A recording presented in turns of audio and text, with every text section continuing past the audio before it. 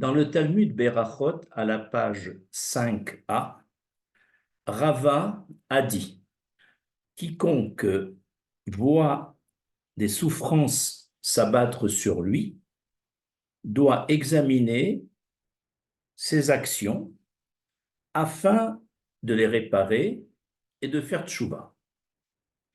S'il ne trouve pas de faute en lui, il doit alors attribuer ses souffrances au bitul Torah, c'est-à-dire à la négligence de l'étude de la Torah. Et si ce n'est pas le cas, donc si il ne voit pas de faute en lui et si il pense étudier régulièrement et sérieusement la Torah chaque jour, alors il saura qu'il s'agit de souffrance par amour, ce qu'on appelle les Yisourin Shel Ahava, que l'Éternel réserve à ses justes afin de les purifier encore plus et d'augmenter leur récompense dans le monde futur. Ce type de souffrance est un signe de l'amour d'Hachem envers ce juste, afin non seulement de le récompenser dans le monde futur au-delà de ce qu'il méritait déjà, mais même de le rapprocher de lui, et tout cela n'est valable qu'à condition que ce juste accepte ses souffrances avec sérénité, sans se révolter. Quant aux souffrances qui n'entrent pas dans le cadre de Issourin Shel Ahava, il existe deux remèdes efficaces pour les alléger ou les faire disparaître. Le premier remède, c'est l'acceptation de celui qui subit ces souffrances, une acceptation sans se révolter, conscient que ces souffrances viennent de l'Éternel, et il accepte le décret. Et le deuxième remède, il consiste à réparer la source de ces souffrances suite à une faute ou à un mauvais comportement, et la réparation de la faute qui avait produit les souffrances pourra faire cesser ces souffrances. Nous allons illustrer ces deux remèdes que l'on vient d'énoncer par des exemples concrets.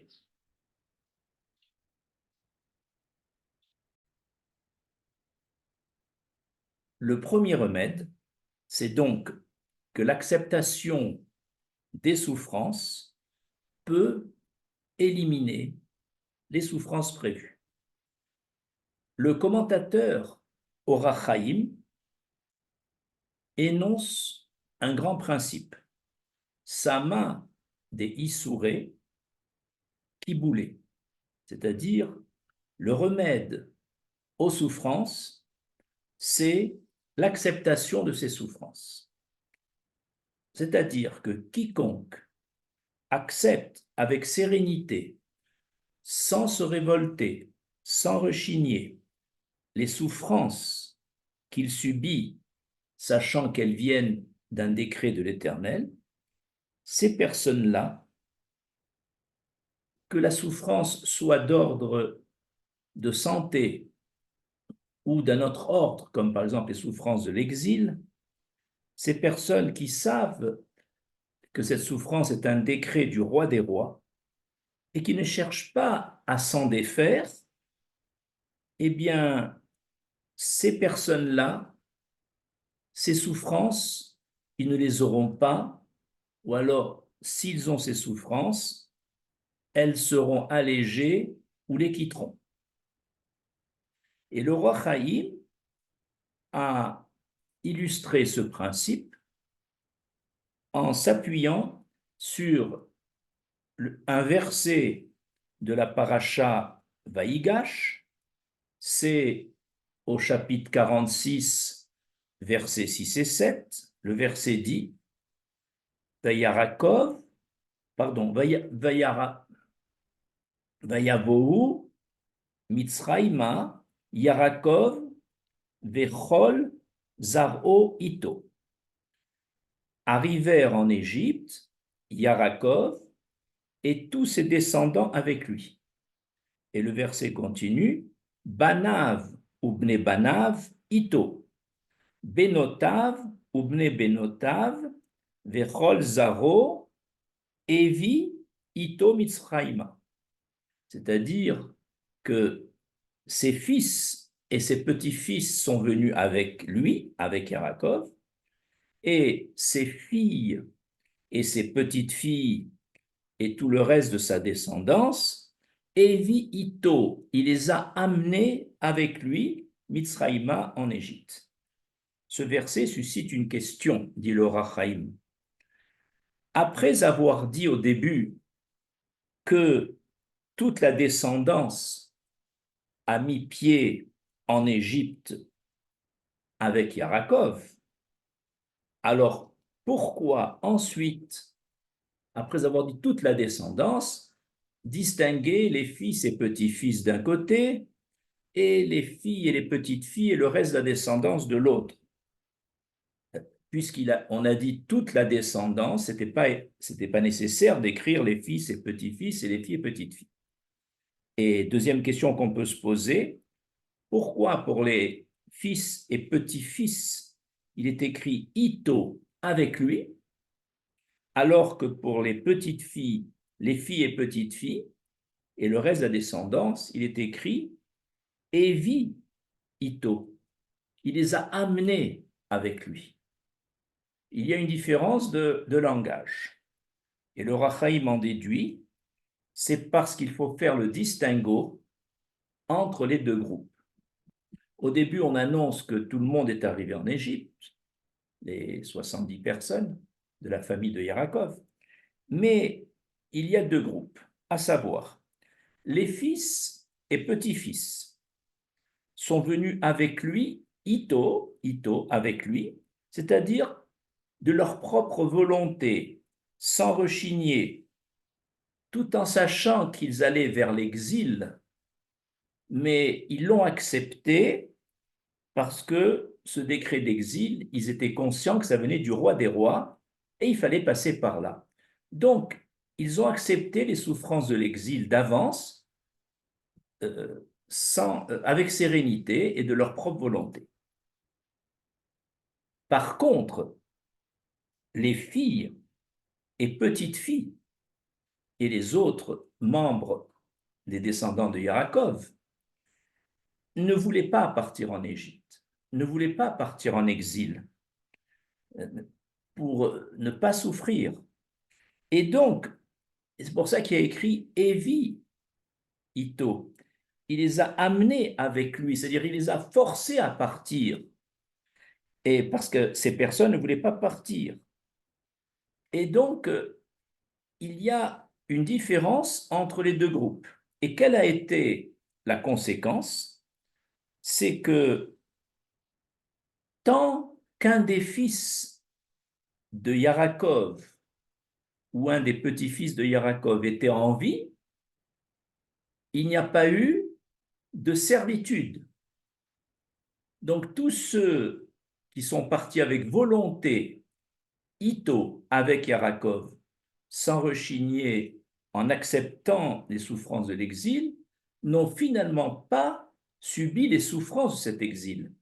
Ils ont quitté ce monde sans souffrir de la servitude. Par contre, les filles et les petites filles qui ne voulaient pas partir et qui ont été forcées de partir, donc n'ont pas accepté ces souffrances de leur propre volonté, eh bien, certaines d'entre elles ont subi l'exil, comme par exemple Yocheved et Sérach. Ainsi, on illustre par ce qu'on vient de dire que l'acceptation des souffrances est capable d'éliminer ces souffrances. Et cette acceptation, bien sûr, avec sérénité, sans rechigner. Et lorsqu'on refuse les souffrances, eh bien, elles risquent de persister. Et c'est exactement ce qu'on a voulu illustrer dans ce verset qu'on a cité.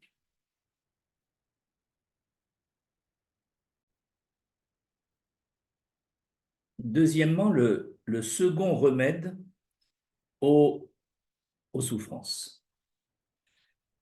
Le Talmud Baba Metzia, à la page 85a, dit que Rabbi Yehuda Hanassi souffrit de maux de tête et de maux de dents durant 13 ans sans qu'aucun médecin ne puisse les alléger.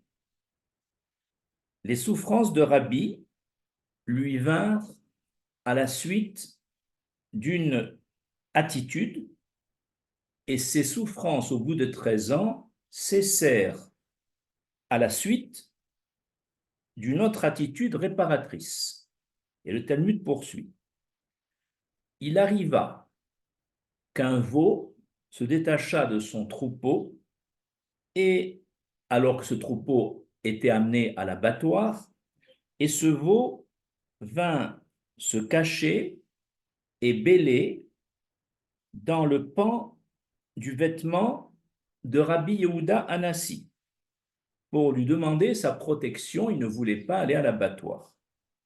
Et Rabbi Yehuda Hanassi, qui était le chef de la communauté, le Nassi, dont le rôle était donc l'autorité, a été un tant soit peu cruel avec cette bête en lui disant, il a repoussé la bête en lui disant, tu es faite, tu as été créé pour aller à l'abattoir. Il aurait très bien pu garder ce veau pour le protéger. Mais le fait qu'il a été sévère avec cette bête, depuis cet instant, il a été pris de maux de tête et de maux de dents. Mais Rabbi n'a pas fait la corrélation entre ses souffrances et son attitude un peu cruelle envers ce veau. Le ciel a donc décrété, puisqu'il n'a pas eu pitié de ce veau, eh bien, des douleurs à la tête et aux dents le frapperont. C'est ce qui s'est passé. Pourtant, Rabbi Yehuda Hanassi avait de très grandes qualités. On sait qu'il était riche, mais il n'a pas cherché à profiter de cet argent, tellement il était porté sur le domaine spirituel. De plus, Rabbi Yehuda Hanassi était d'une grande piété et d'une grande humilité. On dit que depuis Moshe Rabbeinu jusqu'à Rabbi Yehuda Hanassi, il n'y a jamais eu un homme aussi grand que Moshe Rabbeinu. C'est Rabbi Yehuda Hanassi. Et de plus, c'est Rabbi Yehuda Hanassi qui a eu le mérite de compiler les Mishnayot, et donc c'est à lui que la Torah orale, grâce à lui que la Torah orale a pu se conserver dans le peuple d'Israël. Eh bien, malgré toutes ces qualités, cette attitude de cruauté envers un veau lui a valu 13 ans de maux de tête et de maux de dents. Il ne s'agit pas ici d'une sanction, il s'agit d'un phénomène naturel. Celui qui n'a pas pitié des créatures, le ciel ne peut pas avoir pitié de lui. Et comment les mots de Rabbi ont cessé brusquement? Le Talmud raconte, c'est que un jour, la servante de Rabbi balayait la cour de sa maison où se trouvaient quelques belettes qu'elle chassait avec son balai pour les faire sortir à l'extérieur. Et Rabbi, qui souffrait déjà depuis 13 ans, était devenu beaucoup plus sensible à la douleur, et il dit à sa servante, laisse-les, ne frappe pas avec ton balai pour les faire sortir, parce que David a écrit dans les Téhilim, la pitié de l'Éternel s'étend à toutes ses créatures. Aussitôt devant cet acte réparatoire de Rabbi Houda Anassi, le ciel décréta la fin immédiate de ses souffrances parce qu'il avait éprouvé cette fois-ci de la pitié envers ses belettes. Ainsi,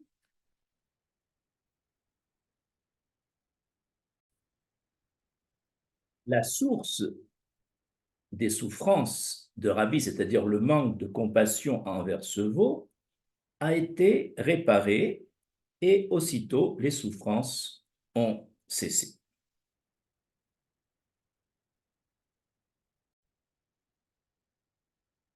Il est intéressant de remarquer, pour conclure cet exposé, que lorsqu'un juste expie la faute qu'il a commise, comme dans le cas de Rabbi Yehuda Anassi, Rabbi Yehuda, par ses souffrances, qu'il a réparées, parce qu'il a retrouvé sa sensibilité à la douleur, à sa douleur et donc à la douleur de l'autre, même d'une créature, et aussi parce que il a été rempli de miséricorde pour cette belette, eh bien, la souffrance des justes est une expiation pour la génération.